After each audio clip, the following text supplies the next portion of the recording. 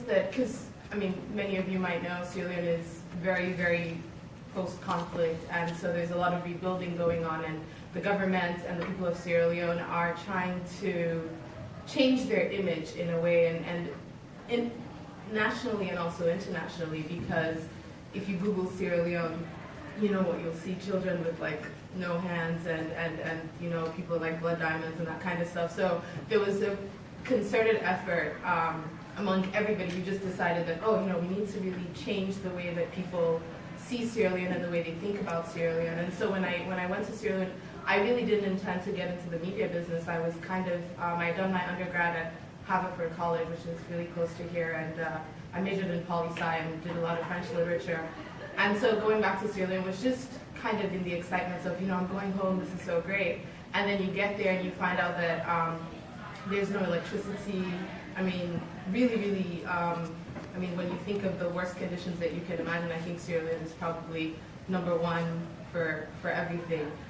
So when I started, I got this idea I'd been doing a blog, just cataloging my experiences in Sierra Leone. I'd done my thesis on Sierra Leone, etc.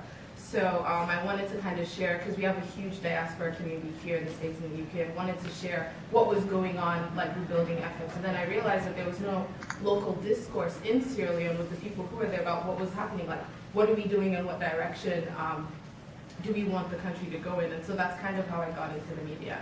I started my own production company with a couple of friends, and we wanted to tell stories that would archive that period in Sierra Leone's well, now it's history, but then, like, if somebody was to look back 10 years from now, you know, what would the story of Sierra Leone be? And so we started telling different kinds of stories from,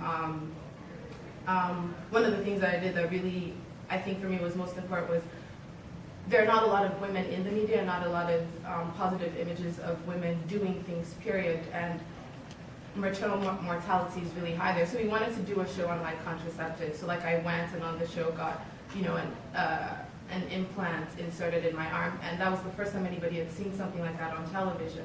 And people would then stop me on the streets and like, you know, oh, I want to see. No, it's a lie. Running after me with condoms, like, you know, I have my condom. And it was very, very interesting. And it was that moment that I realized how powerful what we were doing. I mean, I didn't intend for it to be what it was, and it really just grew. And then I was like, oh, well, wait. Who's gonna pay for the camera and the equipment and the cameraman and everything?